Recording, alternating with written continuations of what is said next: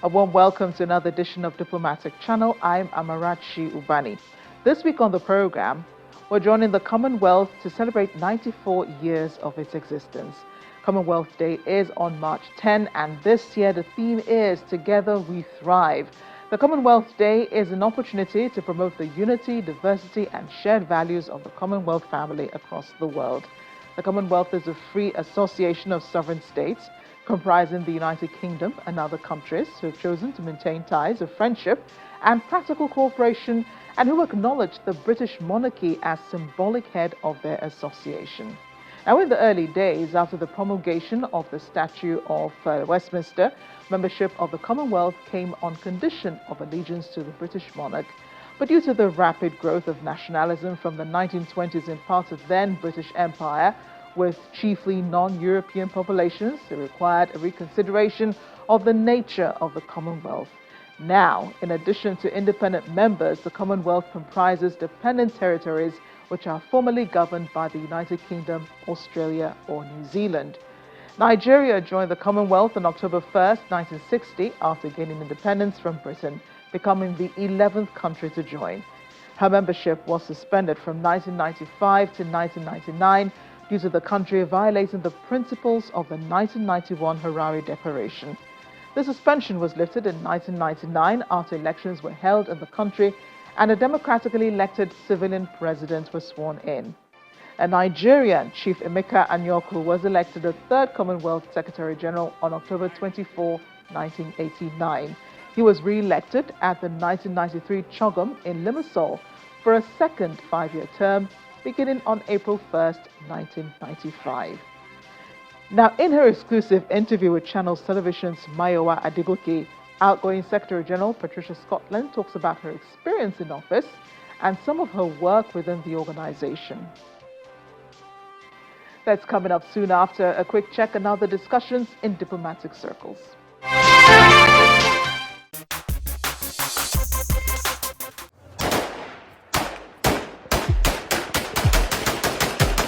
The UN Human Rights Chief, Volker Turk, says the agency has been receiving extremely disturbing reports of violence in Syria and is urging the country's new leaders to take swift actions to protect civilians.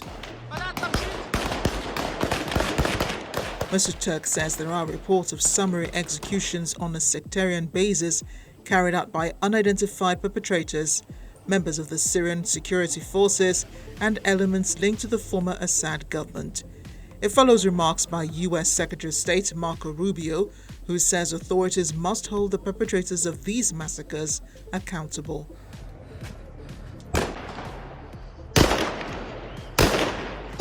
Syria's leader Ahmed al-Sharaa has added his voice calling for peace as the country faces what it's believed to be its worst violence since the fall of the Assad regime. At least 1,000 Alawites, including children, have been killed over the past few days, the violence starting after loyalists of former President Bashar al-Assad ambushed government forces on Thursday.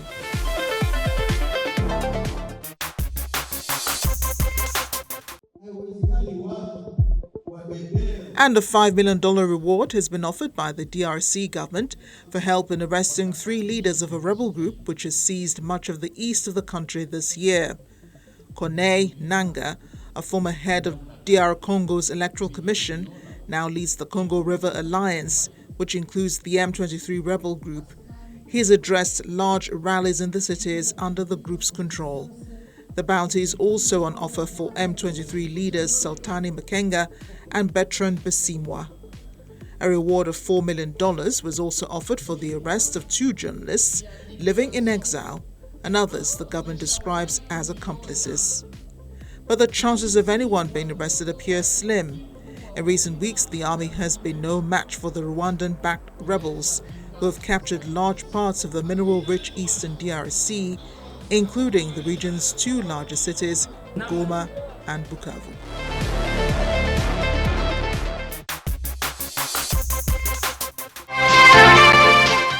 Welcome back.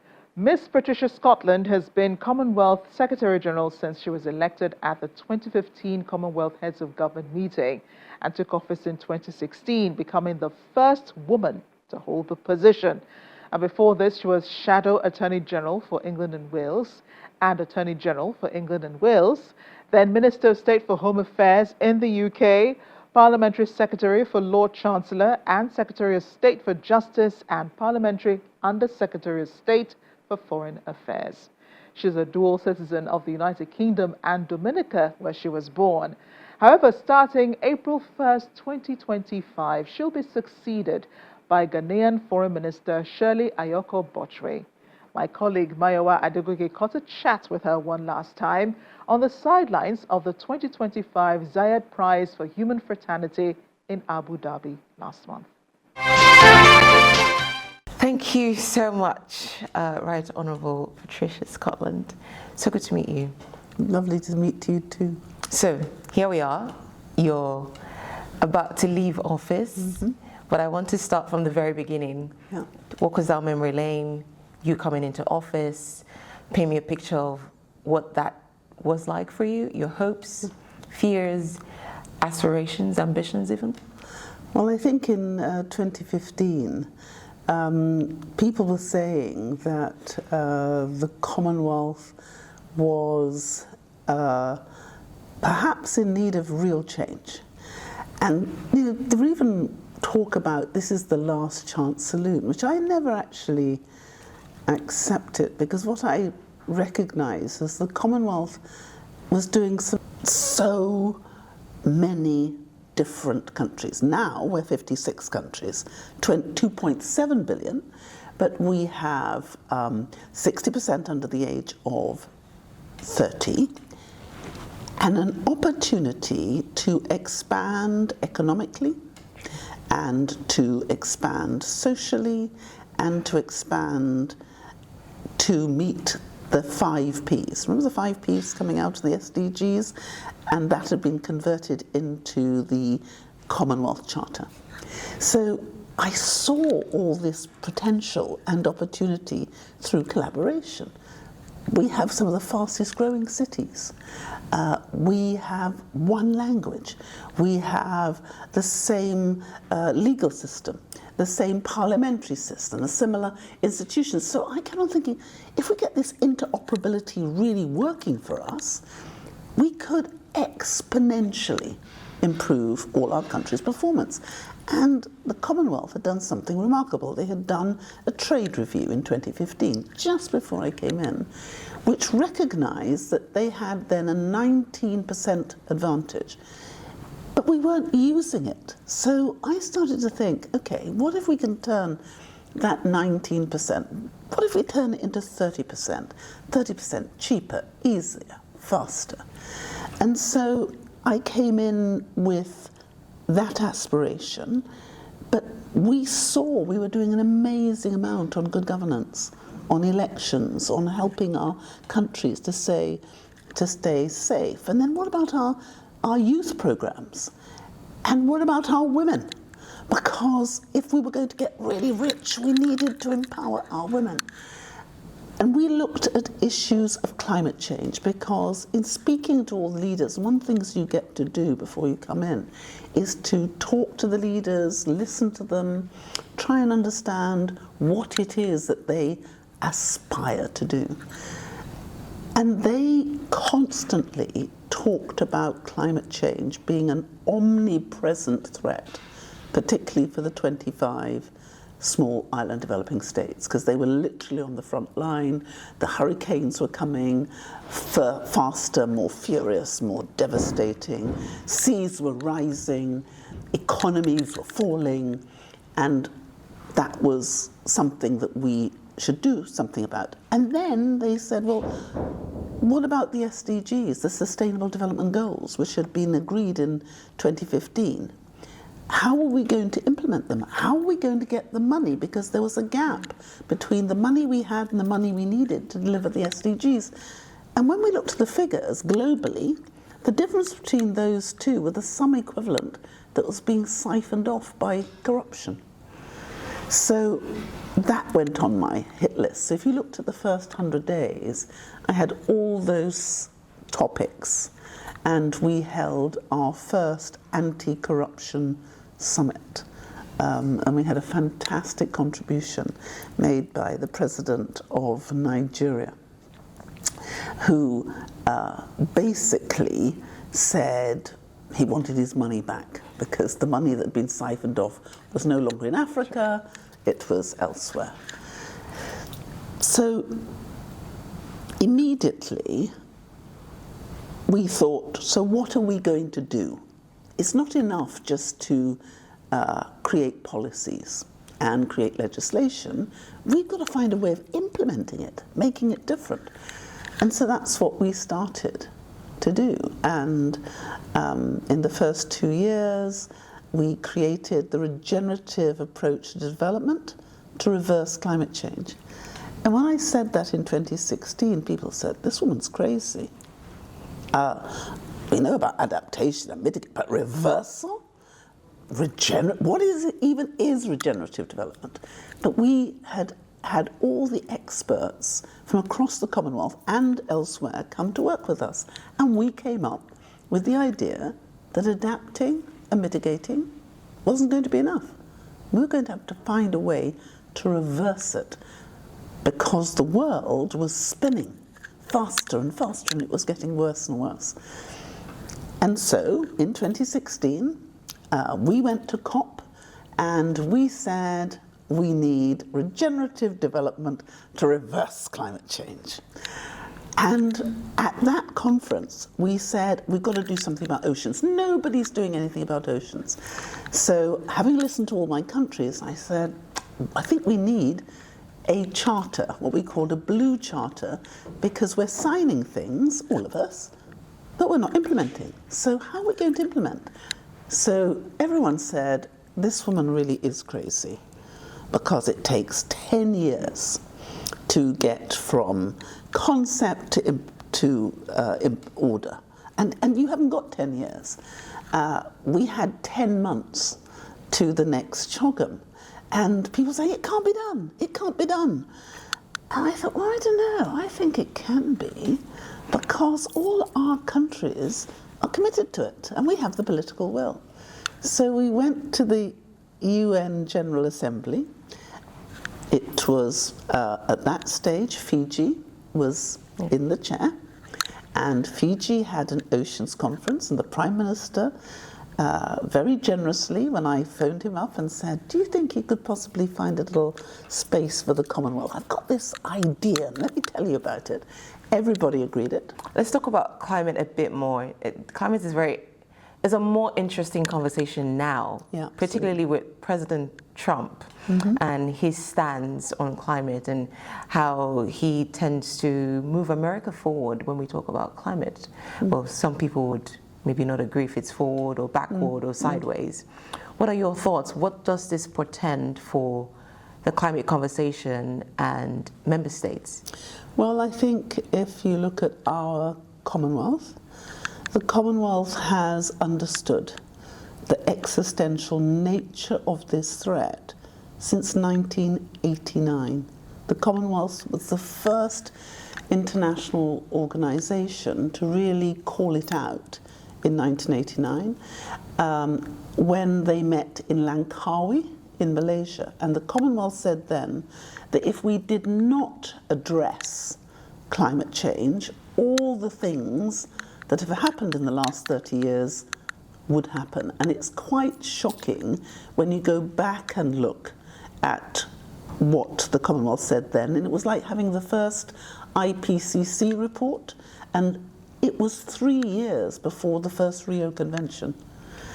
So I know that for our countries, even if you don't think about the rest of the world, for our countries, our 56 countries, climate is an omnipresent threat.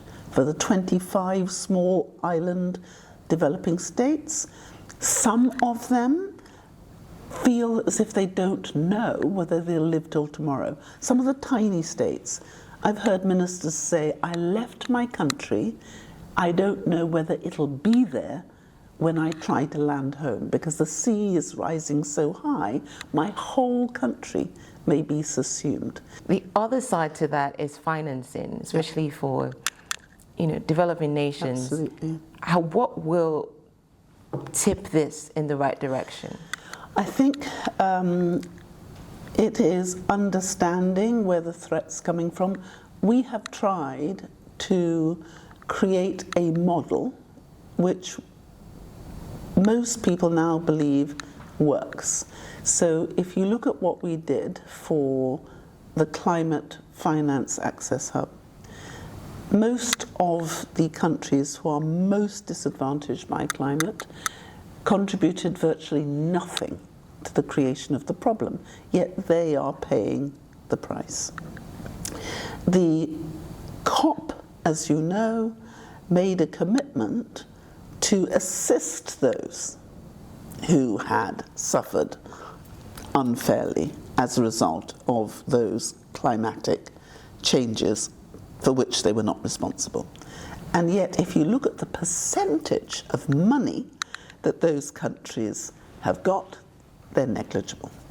So the Commonwealth, and this was before I came, and I think it was a working group chaired by the then President of Guyana, President Jagdeo, said that the Commonwealth should create a mechanism which would help member states to make good, successful applications to the green and other funds, because they were spending millions of dollars on applications which were not actually getting them anywhere. So I created when I came in, that was the job that was given to me, that we should create a Commonwealth Climate Finance Access Hub. So how did we do it?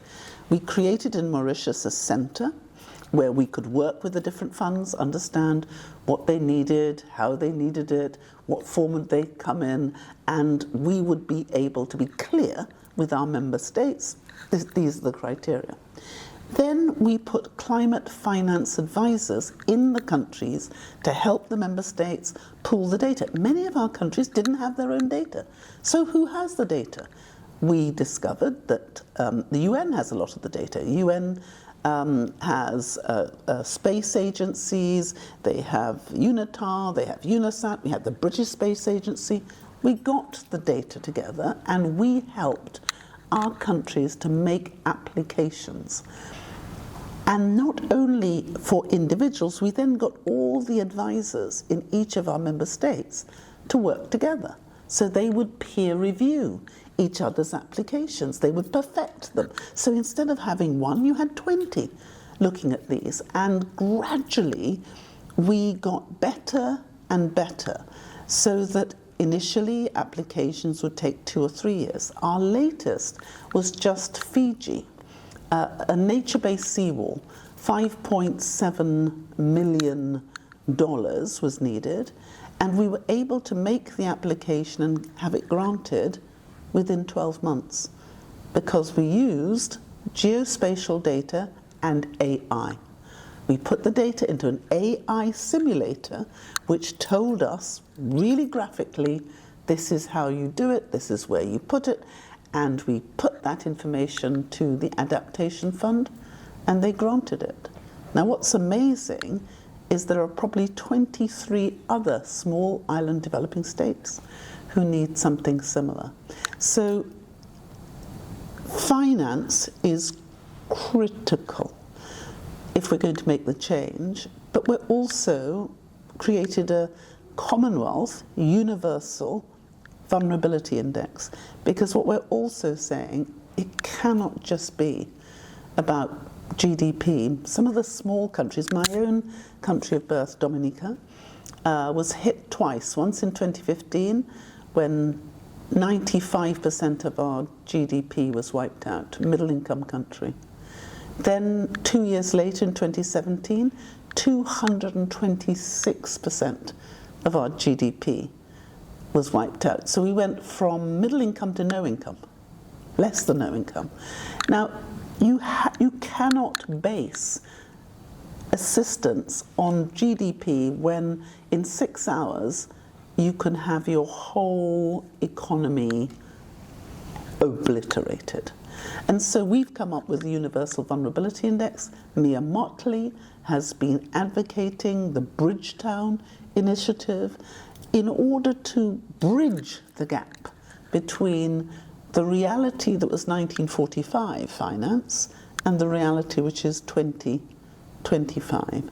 There's a lot for us to do. There's a lot for us to do on debt. We've created something called Meridian, which is a debt management system which manages both public and private debt for our member states. I think we've got about $4.5 trillion under management by debt. But if you look at that, a lot of that debt has been created as a result of dealing with climate disasters. Because when you have your country basically annihilated, and a hurricane comes and takes all your roads, your bridges, your hospitals, your buildings, and dumps them in the sea, regrettably, the hurricane doesn't take the debt with it and dump that in the sea. The hurricane leaves the debt behind, and you have to go and borrow more money to build back better. So I would say, listen, because it's a privilege to serve a third of the world.